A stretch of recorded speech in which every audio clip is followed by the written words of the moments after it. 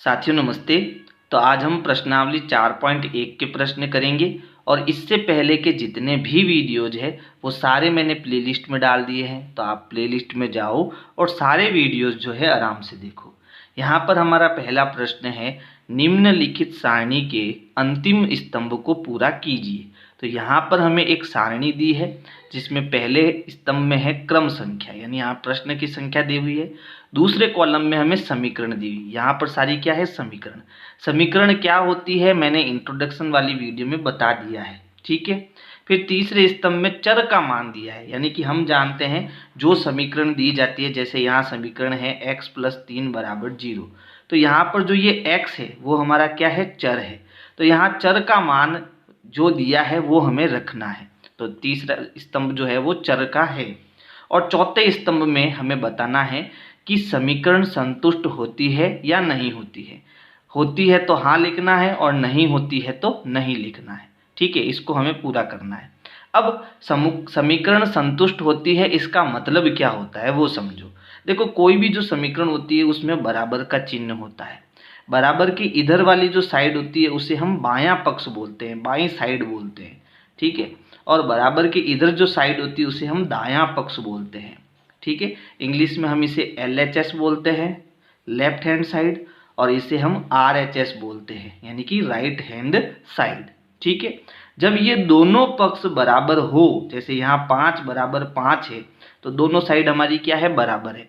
तो जब दोनों पक्ष बराबर होते हैं तो हमारी समीकरण क्या होती है, संतुष्ट होती है।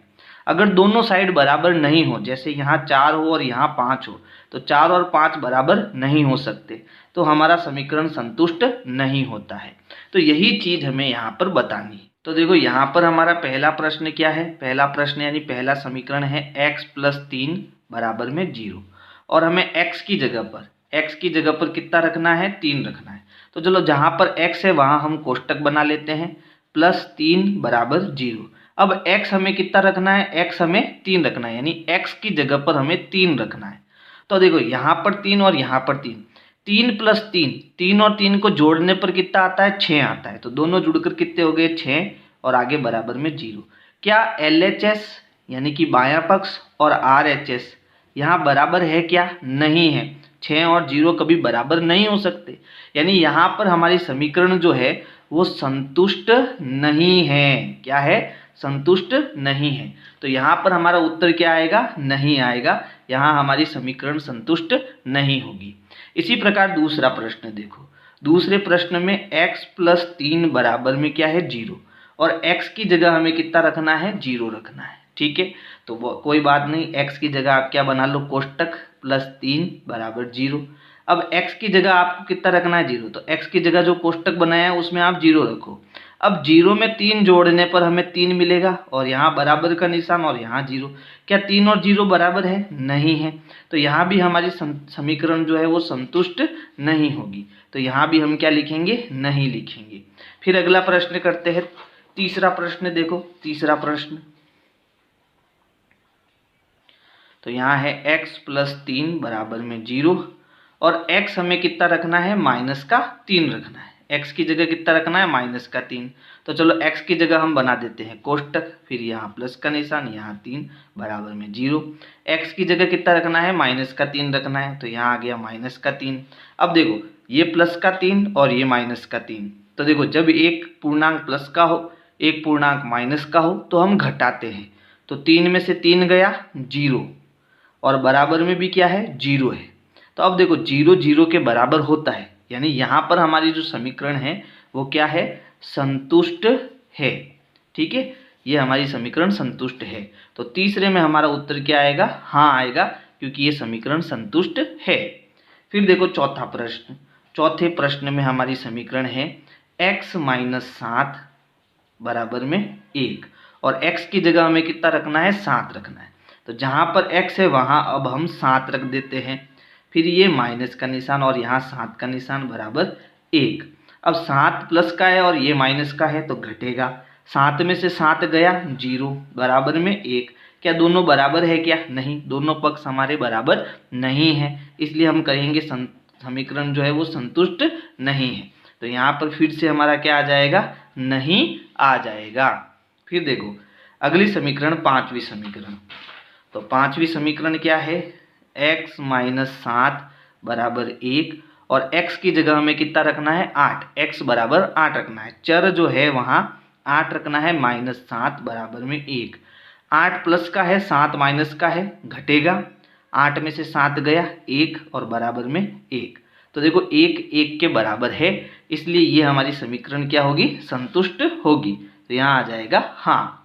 फिर अगली समीकरण देखो, अगली समीकरण क्या है, 5x बराबर 25। ठीक है, अब देखो 5 और x के बीच में यहाँ पर कोई निशान नहीं है, मतलब गुणे का निशान है, और x की जगह हमें कितना रखना है, 0 रखना है। तो ये 5 हो गया। ठीक है, यहाँ कोई निशान नहीं है, मतलब गुणे का निशान है, और x हमें कितना रखना है, 0, तो यहाँ आ गया 0 बराबर में ये कितना है, 25। तो अब देखो 5 का 0 से गुणा करेंगे तो किसी भी संख्या को 0 से गुणा करने पर 0 आता है। तो 0 बराबर 25, क्या दोनों बराबर है, नहीं, दोनों बराबर नहीं है, इसलिए यहाँ हमारी समीकरण जो है वो संतुष्ट नहीं होगी।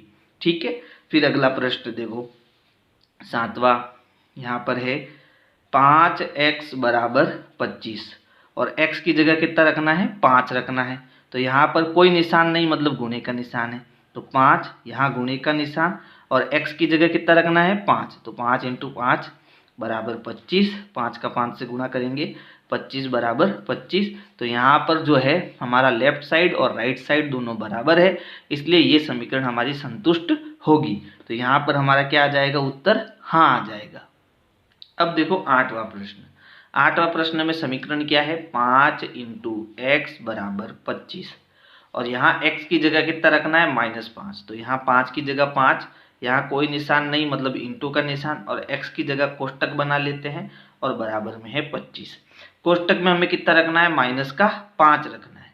अब गुणा करेंगे तो देखो ये प्लस का 5 है और ये माइनस का, और पूर्णांक नियम हमने पढ़े हैं, प्लस इंटू माइनस क्या होता है, माइनस, और गुणा कराओ 5 का 5 से, 5 × 5 25, और बराबर में यहाँ क्या है 25। क्या दोनों बराबर है, नहीं, दोनों बराबर नहीं है, क्योंकि ये प्लस का 25 है और ये माइनस का 25 है, इसलिए दोनों बराबर नहीं है, ये ध्यान रखना। इसलिए हमारी समीकरण संतुष्ट नहीं होगी, है ना। फिर देखो अगला समीकरण, अगला समीकरण क्या है, m/3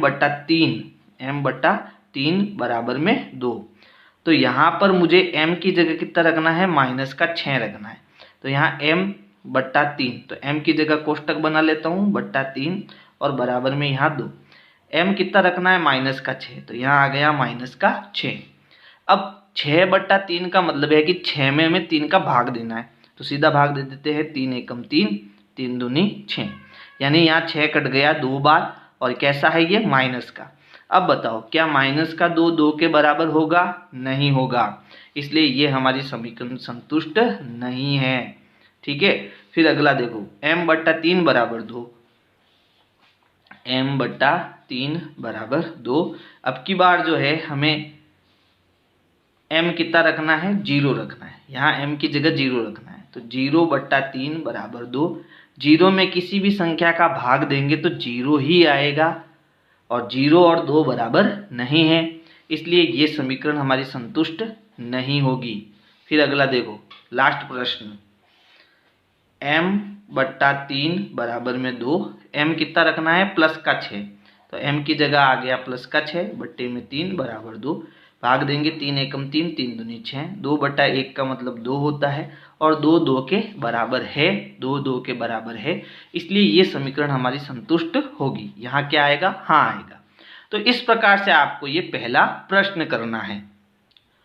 प्रश्न 2 है, जांच कीजिए कि कोष्टकों में दिए हुए मान दिए गए संगत समीकरणों के हल है या नहीं है।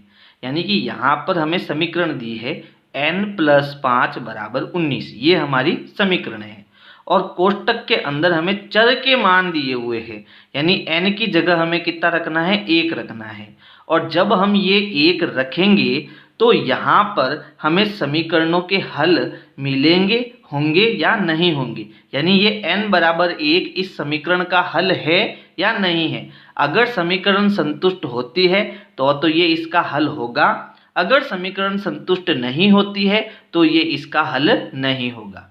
कैसे करना है समझना। तो देखो पहला प्रश्न यानी पहली जो समीकरण है वो है n + 5 = 19 और हमें n की जगह कितना रखना है 1 रखना है। तो n की जगह मैं कोष्टक बना लेता हूँ, फिर यहाँ प्लस, यहाँ 5, फिर बराबर और फिर 19। तो n की जगह कितना रखना है 1 रखना है, तो n की जगह 1 रख लेते हैं। अब देखो ये प्लस का 1 ये प्लस का 5 दोनों जुड़ेंगे, 5 और 1 कितना हो जाएगा 6। अब 6 आ गया, फिर बराबर और इधर कितना है 19। बताओ क्या 6 और 19 बराबर है? नहीं है, है ना। तो क्योंकि यहाँ पर हमारा LHS और RHS जो है वो बराबर नहीं है, यानी बायां पक्ष और दायां पक्ष बराबर नहीं है, इसलिए हमारी समीकरण संतुष्ट नहीं होगी। और समीकरण संतुष्ट नहीं होगी इसलिए n बराबर 1, n बराबर जो 1 है वो इस समीकरण का हल नहीं है। ठीक है, n बराबर 1 समीकरण का हल नहीं है। तो इस प्रकार से ये आपका A हो गया, ये A इतना करना है। ठीक है, अब हम करते हैं बीवा प्रश्न। तो बीवा प्रश्न क्या है? समीकरण है 7n। 7n का मतलब 7 × n, यहाँ दोनों का गुणा हो रहा है, ये ध्यान रखना। 7 × n फिर प्लस 5 = 19 और यहाँ n की जगह हमें कितना रखना है? माइनस का 2 रखना है, यानी जहाँ n है वहाँ -2 रखना है। तो चलो 7 का 7 लिख देते हैं, यहाँ कोई निशान नहीं मतलब इंटू का निशान है। n की जगह कोष्टक बना लेते हैं, फिर ये प्लस का निशान, ये 5 बराबर में 19 और n हमें कितना रखना है? -2, तो n की जगह आ गया -2। अब देखो यहाँ पर इंटू का निशान है, इसको समझना। देखो यहाँ है 7 × -2, तो अगर मैं यहाँ पर 7 इंटू है ना -2 करूँ तो देखो ये है प्लस का और ये है माइनस का, तो प्लस इंटू माइनस क्या होता है? माइनस। अब 7 और 2 का गुणा करो, 7 दूनी 14, तो इसका उत्तर कितना आया? -14 आया, है ना। तो देखो प्लस इंटू माइनस, माइनस 7 का 2 से गुणा 14 प्लस का 5 बराबर में 19। जब एक संख्या माइनस की हो और एक प्लस की हो तो हमें घटानी पड़ती है, तो हम घटाएंगे। तो 14 में से 5 गए, पीछे कितने बच गए हमारे पास में? 9, है ना। और कैसे? माइनस के 9 बचेंगे, माइनस के 9 बचेंगे क्योंकि माइनस का बड़ा है। दोनों को घटाना है, उत्तर माइनस में आएगा क्योंकि माइनस की संख्या बड़ी है। फिर बराबर में इधर कितना है? 19। क्या दोनों पक्ष बराबर है? नहीं, दोनों पक्ष बराबर नहीं है। यहाँ हमारे पास LHS जो है वो RHS के बराबर नहीं है, इसलिए हम कहेंगे कि n जो हमने -2 लिया है, n बराबर -2 समीकरण का हल नहीं है, समीकरण का हल नहीं है। इसी प्रकार अब देखो C वा प्रश्न करते हैं। तो C हमारी जो समीकरण है वो यही है, 7 × n + 5 बराबर में 19 और यहाँ पर n की जगह हमें कितना रखना है? -2 रखना है। तो 7 का 7, n की जगह कोष्टक प्लस 5 बराबर 19, n कितना रखना है? 2। अब यहाँ कोई निशान नहीं मतलब गुणे का निशान, तो 7 और 2 का गुणा करो, 7 दूनी 14 प्लस 5 बराबर 19। ये भी प्लस का ये भी प्लस का जुड़ेगा, उत्तर प्लस में आएगा। तो 14 और 5 कितने हो गए? प्लस के 9। ठीक है, तो 19 बराबर 19। तो यहाँ पर हमारा जो लेफ्ट हैंड साइड है वो राइट हैंड साइड के बराबर है, इसलिए हम कहेंगे कि यहाँ पर जो n बराबर 2 है, n बराबर 2, ठीक है, वो समीकरण का क्या है? समीकरण का हल है, हल है। ठीक है, इसी प्रकार हम D प्रश्न करेंगे। तो जो D में समीकरण हमें दी है वो क्या है? वो है 4p यानी 4 × p -3 बराबर में 13। अब यहाँ जो चर p है उसमें हमें कितना रखना है? 1 रखना है। तो हम क्या करेंगे? p की जगह कोष्टक बना लेते हैं, -3 बराबर 13 और p कितना रखना है? 1। तो p की जगह यहाँ आएगा 1 और यहाँ इन दोनों के बीच में कोई निशान नहीं तो गुणे का निशान। तो पहले गुणा करो, 4 एकम 4 -3 बराबर में 13। अब देखो ये प्लस का और ये माइनस का घटेगा, तो 4 में से 3 गया, 1 प्लस का 1 आएगा क्योंकि प्लस का बड़ा है, फिर बराबर में 13। क्या दोनों साइड बराबर है? नहीं है, तो ये हमारा हल नहीं है, हल नहीं है। आप पूरा लिख देना, मैं इसको शॉर्ट में लिख देता हूँ। ठीक है, इसी प्रकार देखो ई प्रश्न यानी ई समीकरण है 4 गुणा पी माइनस 3 बराबर के 13, और पी हमें कितना रखना है, माइनस का 4 रखना है। तो ये हो गया 4, पी की जगह कोष्टक माइनस 3 बराबर 13, और पी हमें रखना है माइनस का 4। अब देखो प्लस इंटू माइनस, माइनस 4 का 4 से गुना 16 माइनस 3 बराबर में 13। अब देखो ये भी माइनस का, ये भी माइनस का, जब दोनों संख्याएं माइनस की हो तो वो जुड़ती है लेकिन उत्तर माइनस में आता है। तो 16 और 3 कितने हो गए, माइनस के 19 हो जाएंगे बराबर में 13। दोनों बराबर नहीं है, अतः ये भी हमारा हल नहीं है, हल नहीं है। ठीक है, फिर देखो एफ अंतिम प्रश्न, 4 गुणा पी माइनस 3 बराबर में 13, और पी हमें कितना रखना है, 0 रखना है। तो ये हो गया 4 गुणा पी की जगह कितना आएगा, 0 माइनस 3 बराबर 13। 4 का 0 से गुना कराएंगे तो आएगा 0 माइनस 3 बराबर 13। 0 में से 3 घटाएंगे तो माइनस 3 बराबर 13। 0 का कोई मतलब होता है नहीं, अभी भी दोनों साइड बराबर नहीं है, अतः ये भी हमारा हल नहीं है। ठीक है, तो इस प्रकार से आपको ये प्रश्न संख्या 2 करना है। प्रश्न 3 है, प्रयत्न और भूल विधि से निम्नलिखित समीकरण को हल कीजिए। तो यहाँ पर हमें प्रयत्न और भूल विधि का प्रयोग करके समीकरण को हल करना है। तो चलो इसको सॉल्व करते हैं। तो पहला प्रश्न है 5p + 2 = 17। ये समीकरण हमें दी हुई है। यहाँ पर हमें जो है p का मान ज्ञात करना है। किसका मान ज्ञात करना है, p का मान ज्ञात करना है। तो p के साथ ये 5 और 2 जो है इनको हमें हटाना पड़ेगा। इनको हटाने के लिए ही हम कौन सी विधि का प्रयोग करते हैं, प्रयत्न और भूल विधि का प्रयोग करते हैं। तो सबसे पहले हम क्या करेंगे, इस +2 को हटाएंगे। देखो +2 कैसे हटेगा, हम जानते हैं कि अगर ये +2 है, इसके साथ में -2 ले लूँ तो 2 में से 2 गया, क्या बन जाएगा, 0। 0 बन जाएगा, इसका मतलब ये 2 हट जाएगा, है ना। तो यहाँ पर नियम क्या कहता है कि बराबर के अगर आप किसी भी साइड में -2 लिखते हो तो आपको दूसरी साइड में भी -2 लिखना पड़ेगा, तभी दोनों क्या होंगे, बराबर होंगे। अगर कोई संख्या आप इधर जोड़ते हो तो आपको इधर भी जोड़नी पड़ेगी। अगर कोई संख्या इधर गुणा में करते हो तो इधर भी आपको गुणे में लिखनी पड़ेगी, और इधर कोई संख्या आप भाग में 2 लिखते हो तो इधर भी आपको भाग में 2 लिखनी पड़ेगी। ठीक है, तो इनको हटाने के लिए हमें बराबर के दोनों साइड में काम करना पड़ेगा। तो सबसे पहले मुझे हटाना है इस +2 को। तो इस +2 को हटाने के लिए मुझे यहाँ -2 लेना पड़ेगा, तभी 2 में से 2 जाएगा, 0 हो जाएगा। तो अगर मैं इधर -2 लूँगा तो मुझे इधर भी -2 लेना पड़ेगा। तो सबसे पहले यहाँ पर देखो 5p लिख देता हूँ, प्लस की जगह प्लस, 2 की जगह 2। अब यहाँ मुझे -2 भी लेना है, तो यहाँ देखो बराबर और 17 अपनी जगह पर। अब क्योंकि मैंने यहाँ पर -2 लिया है तो इधर भी मुझे -2 लेना पड़ेगा। ठीक है, अब देखो 2 में से 2 गया, 0, यानी ये दोनों 0 हो जाएंगे, तो इसको मैंने काट दिया। अब बचा क्या, यहाँ बचा 5 गुणा p बराबर 17 - 2। अब 17 में से 2 गए, कितने बचेंगे, 15। अब हमारे पास ये बचा। अब देखो यहाँ पर 5 किस में है, गुणे में है, तो इसको हटाने के लिए मुझे इसका भाग देना पड़ेगा। यहाँ देखो प्लस में 2 था तो इसको हटाने के लिए मुझे -2 लेना पड़ा था। अब यहाँ गुणे में है तो यहाँ इसको हटाने के लिए मुझे 5 में 5 का भाग देना पड़ेगा, है ना। देखो अगर मेरे पास संख्या 5 है तो 5 में मैं 5 का भाग दूंगा, यानी भाग का मतलब बट्टे के नीचे 5 लिखूंगा, तो 5 से 5 कट जाएंगे, कितना बचेगा, 1 बचेगा। ठीक है, तो यहाँ पर मुझे इस तरफ 5 का भाग देना है, यानी मैंने यहाँ पर 5 का भाग दे दिया, तो इधर भी मुझे 5 का भाग देना पड़ेगा, दोनों तरफ काम होगा। ठीक है, यहाँ पर 5 से 5 कट गया, एक बार क्या बच गया, p बच गया, और यहाँ भाग देंगे तो देखो 5 एकम 5, 5 दूनी 10, 5 त्रिया 15, 3/1 का मतलब कितना होता है, 3, यानी p हमें कितना मिल गया, 3 मिलेगा। यही हमारा क्या हो जाएगा, आंसर हो जाएगा।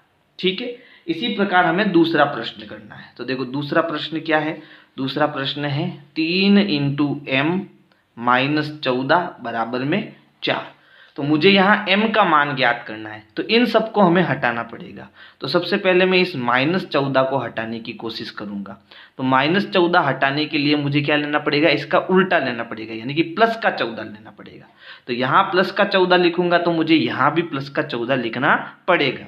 तो यहाँ पर देखो 3 इंटू एम तो अपनी जगह पर है, -14 भी अपनी जगह पर है। इसको हटाने के लिए मुझे क्या लेना पड़ेगा, प्लस का 14 लेना पड़ेगा, बराबर अपनी जगह पर, 4 अपनी जगह पर। देखो यहाँ पर +14 लिया है तो मुझे इधर भी प्लस का 14 लेना पड़ेगा। अब 14 में से 14 गया, 0 हो गया, यानी 0 हो गया दोनों। अब यहाँ क्या बचा, 3 गुणा एम बराबर, ये दोनों प्लस के हैं तो जुड़ेंगे, तो 14 और 4 कितना हो गया, 18। ठीक है, अब मुझे यहाँ 3 को हटाना है, तो 3 यहाँ गुणे में है तो मुझे 3 का भाग देना पड़ेगा। देखो यहाँ माइनस का था तो प्लस का लिया, यहाँ गुणे में है तो भाग देना पड़ेगा। तो इधर मैं 3 का भाग दूंगा तो मुझे इधर भी 3 का भाग देना पड़ेगा, क्योंकि बराबर के दोनों साइड में काम होता है। अब यहाँ 3 से 3 कट गया, क्या बचा, m बचा। यहाँ 3 का भाग देंगे तो 3 एकम 3 और 3 छंग 18, 6/1 का मतलब क्या होता है, 6। तो यहाँ m हमें कितना मिल गया, 6 मिल गया। तो इस प्रकार से आपको प्रश्न संख्या 3 करना है। प्रश्न 4 है, निम्नलिखित कथनों के लिए समीकरण दीजिए। तो पहला प्रश्न है, संख्याओं x और 4 का योग 9 है, यानी x और 4 को जोड़ने पर हमें 9 मिलेगा।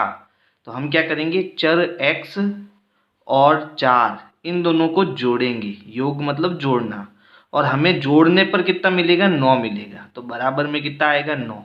तो ये हमारी समीकरण बन जाएगी। यानी हम यहाँ ये भी पता कर सकते हैं कि यहाँ x जब 5 होगा तो 5 और 4 जुड़ने पर हमें कितना मिलेगा, 9 मिलेगा। ठीक है, अगला प्रश्न है, y में से 2 घटाने पर 8 प्राप्त होता है। तो मुझे y में से क्या करना है, 2 घटाना है, और मुझे कितना मिलेगा भाई, 8 मिलेगा। तो बराबर करके 8 लिखना है आपको। फिर अगला प्रश्न है, a का 10 गुना 70 है, यानी a एक संख्या है जिसको मैं 10 से गुणा करूंगा तो मुझे 70 मिलेगा। तो a इंटू 7 करेंगे, यानी a का 7 से गुणा करेंगे तो हमें कितना मिलेगा, 70 मिलेगा। अब इसको हम ऐसे भी लिख सकते हैं, कैसे लिख सकते हैं, देखो यहाँ क्योंकि हम जानते हैं a और 7 का गुणा कर रहे हैं तो 7 को हमेशा आगे लिखो, गुणे का निशान हटा दो और यहाँ a लिख दो। इन दोनों के बीच कोई निशान नहीं, मतलब गुणे का निशान है, और गुणा करने पर कितना मिलेगा, 70। ठीक है, तो ऐसे भी आप लिख सकते हो। फिर अगला प्रश्न है, संख्या b को 5 से भाग देने पर 6 प्राप्त होता है। यानी कि जब हमारी जो संख्या 6 है, ठीक है, यहाँ पर b है, संख्या b है, इसमें 5 का भाग देंगे तो हमें कितना मिलेगा, 6 मिलेगा। तो यहाँ 5 भाग का मतलब बट्टा होता है, तो यहाँ आगे कौन है, b, तो ये बट्टे के ऊपर लिख दो, और पीछे कौन है, 5, तो इसको बट्टे के नीचे लिख दो। तो b में जब हम 5 का भाग देंगे तो हमें कितना मिलेगा, 6 मिलेगा। तो इसे हम कैसे लिखते हैं, b/5 बराबर 6। अगला प्रश्न है, t का 3/4 कितना है, 15 है। ठीक है, तो देखो 3/4 का मतलब होता है 3/4, 3/4, 3/4 इसका मतलब होता है 3/4। 3/4 का मतलब 4 में से 3 हिस्से, यानी 3/4, 3/4। ठीक है, और t का, किसका, t का 3/4 कितना है, 15 है। ठीक है, तो बराबर में 15, और का मतलब होता है गुणे का निशान। ठीक है, तो t इंटू 3/4 बराबर 15। अब मैंने आपको बताया था संख्या आगे रहती है और चर जो होता है वो पीछे रहता है, तो इस t को जो है हम यहाँ ले लेते हैं। तो ये हो गया 3t/4 बराबर में 15। इसको हम ऐसे भी लिख सकते हैं, तो ये हो गया 3t/4 बराबर 15। 3/4 किसका, t का, बराबर 15। अगला प्रश्न है, m का 7 गुना, यानी कि m इंटू 7 और 7 का योगफल, और इसके साथ जब हम 7 जोड़ेंगे तो हमें 77 मिलेगा, यानी कि इसको 77 देता है। यानी किसका, m का 7 गुना, यानी 7 इंटू m, 7 का m से गुना हो गया, और 7 का योगफल, यानी कि इसमें हमें कितना जोड़ना है, 7 जोड़ना है, और ऐसा करने पर हमें कितना मिलेगा, 77 मिलेगा। फिर अगला प्रश्न है, एक संख्या x की चौथाई ऋण 4 आपको 4 देता है। x की चौथाई, चौथाई मतलब होता है 1/4, है ना। x की चौथाई, चौथाई का मतलब 1/4, फिर उसके साथ ऋण 4, उसके बाद यहाँ पर -4 आपको कितना देता है, आपको 4 देता है। तो यहाँ की का मतलब होता है गुणे का निशान, और x का 1 से गुणा करेंगे तो हमें कितना मिलेगा, 1 का किसी से भी गुणा करो हमें वही मिलता है, यानी x मिलेगा। तो 1 की जगह हम x लिख देते तो ये हो गया x/4, और इसमें से 4 घटाएंगे तो हमें कितना मिलेगा, 4, है ना। तो यहाँ पर हमें मिलेगा x/4 यानी 1/4 x का माइनस -4, -4 बराबर कितना देता है, 4 देता है। फिर अगला प्रश्न है, यदि आपको y के 6 गुने में से 6 घटाए तो आपको 60 प्राप्त होता है, यानी कि y को हमें किससे गुणा करना है, 6 से गुणा करना है।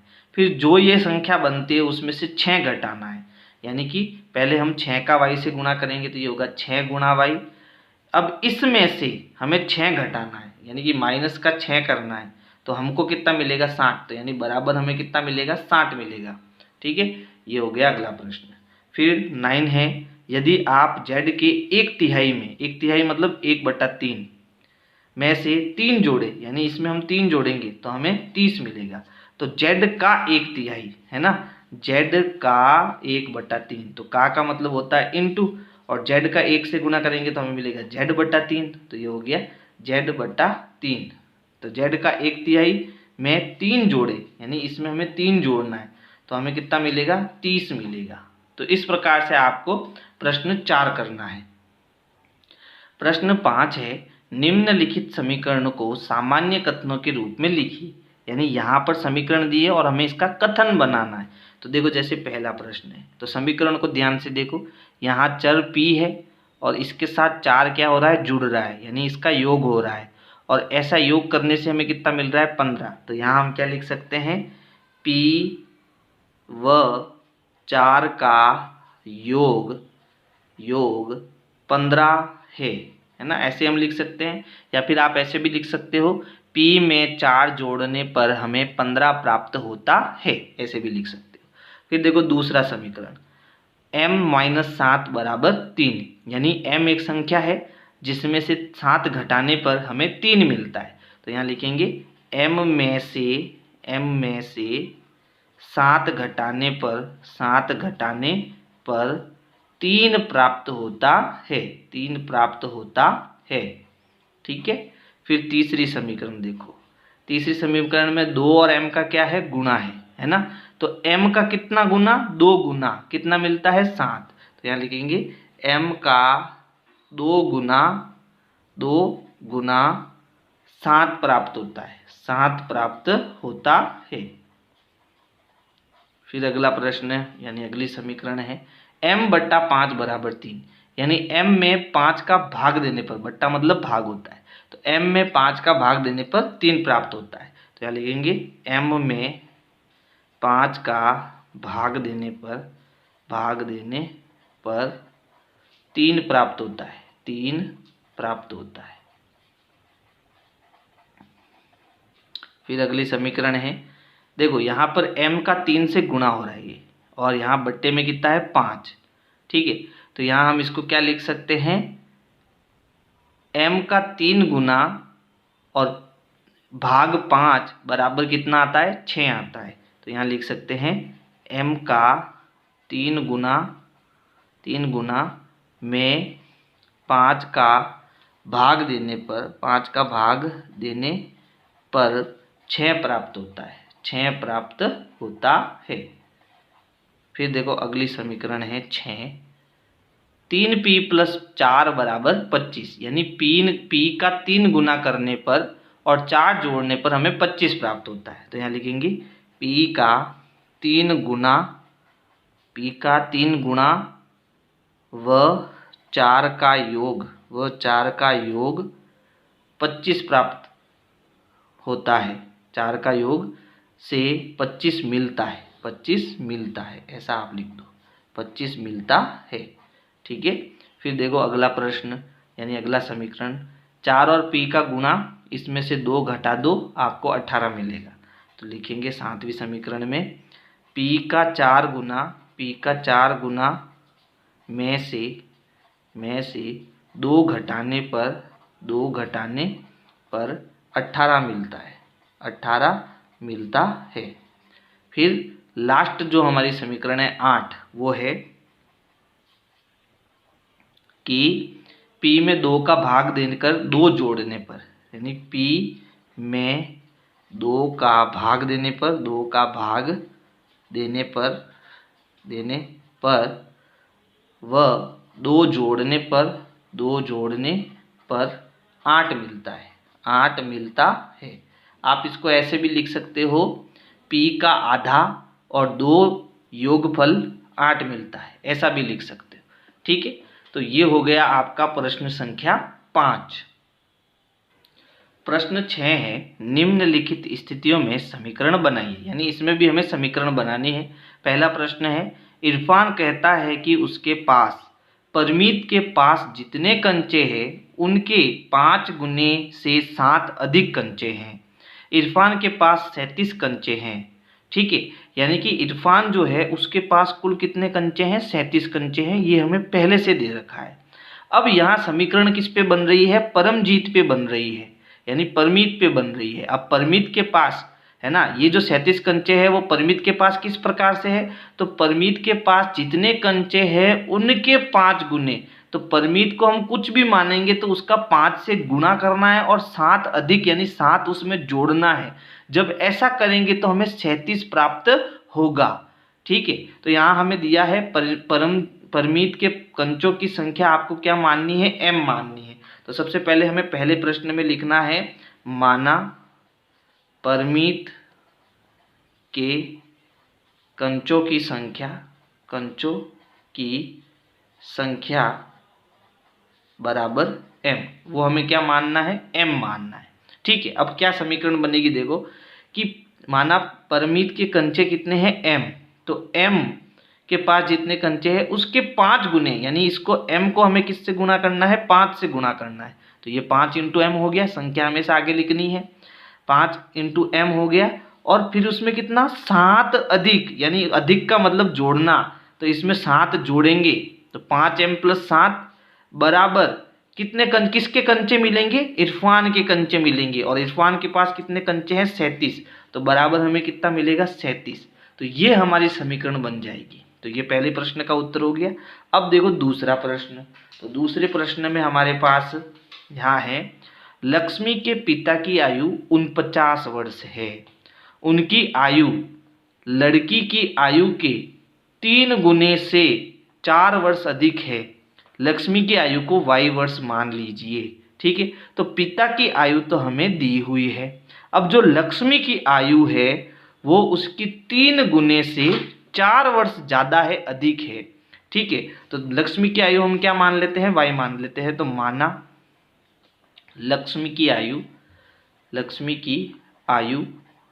y वर्ष है, तो जब y वर्ष है तो लक्ष्मी की आयु का कितना गुना, 3 गुना, तो लक्ष्मी की आयु हो गई y, और गुना मतलब गुणा करना है किसके साथ, y के साथ, तो 3 इंटू वाई हो गया।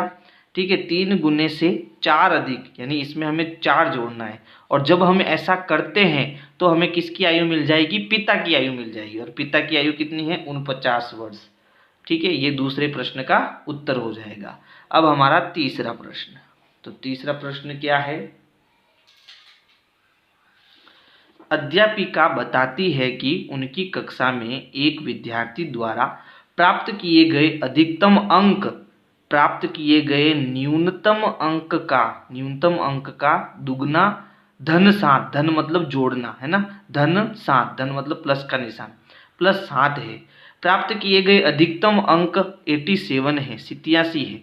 ठीक है, तो हमें समीकरण बतानी है। तो देखो न्यूनतम प्राप्त किए गए अंकों को हम क्या मानेंगे, एल मानेंगे। ठीक है, तो यहाँ लिखेंगे माना न्यूनतम अंक एल है, क्या है, एल है। ठीक है, तो एल है, तो न्यूनतम अंक का, यहाँ पर देखो न्यूनतम अंक का दुगुना यानी 2 से गुना प्लस 7 है ना, तो यहाँ हो जाएगा न्यूनतम अंक क्या है, एल, और इसका कितना गुना, 2 गुना, प्लस इसके साथ कितना जोड़ना है, प्लस धन 7 करना है, यानी प्लस 7 करना है। ऐसा करने पर हमें अधिकतम अंक प्राप्त होगा, कितना प्राप्त होगा, 87 प्राप्त होगा, 87 प्राप्त होगा। तो ये तीसरे प्रश्न की हमारी क्या बन गई, समीकरण बन गई। अब चौथा प्रश्न देखो, लास्ट प्रश्न है, एक समद्विबाहु त्रिभुज में शीर्ष कोण प्रत्येक आधार कोण का दुगना है। मान लीजिए प्रत्येक आधार कोण 20 डिग्री है। याद रखिए कि त्रिभुज के तीनों कोणों का योग 180 डिग्री होता है। तो यहाँ पर देखो हमें एक समद्विबाहु त्रिभुज दिया है। समद्विबाहु त्रिभुज में क्या होता है कि दो भुजाएं समान होती है और तीसरी भुजा अलग होती है, ठीक है। और यहाँ पर हमें शीर्ष कोण प्रत्येक आधार कोण का दुगना है, ठीक है। यानी कि ये शीर्ष कोण जो है और ये आधार के जो कोण है, ये वाले दोनों कोण, इन दोनों कोण से दुगना है। यानी कि अगर ये b है और ये भी b है तो ये कितना है, 2b है। ये इन दोनों से दुगना है, ठीक है। मान लीजिए प्रत्येक आधार कोण 20 डिग्री है। याद रखिए कि त्रिभुज के तीनों कोणों का योग कितना होता है, 180 डिग्री होता है। अब हम जानते हैं कि त्रिभुज के तीनों कोणों की जोड़ हमेशा 180 होती है। तो तीनों को जोड़ो, b प्लस और ये कितना है, 2b। इन तीनों कोणों की जोड़ हमेशा कितनी आती है, 180 डिग्री आती है। तो देखो ये 2b, b और b 2b, तो 2b और 2b कितना हो गया, 4b। सबको जोड़ेंगे तो 4b आएगा। कितना आएगा, 4b आएगा। तो 4b बराबर 180 डिग्री। ये हमारी क्या हो जाएगी, समीकरण हो जाएगी, यानी चौथे प्रश्न का उत्तर हो जाएगा। तो इस प्रकार से आपको प्रश्न संख्या 6 करना है। और अगर मेरे वीडियोज आपको पसंद आ रहे हैं तो वीडियो को लाइक करना है, अपने दोस्तों को शेयर करना है। Thank you. विनय क्लासेज की प्लेलिस्ट के लिए आपको YouTube के सर्च में जाना है, ऊपर लिखना है विनय क्लासेज और सर्च करना है। इसमें आपको मेरा चैनल दिखाई देगा, चैनल में आपको जाना है। इसके बाद में यहाँ पर देखो होम, वीडियोज़ और प्लेलिस्ट का ऑप्शन है। तो इस प्रकार से आप मेरी प्लेलिस्ट पा सकते हैं।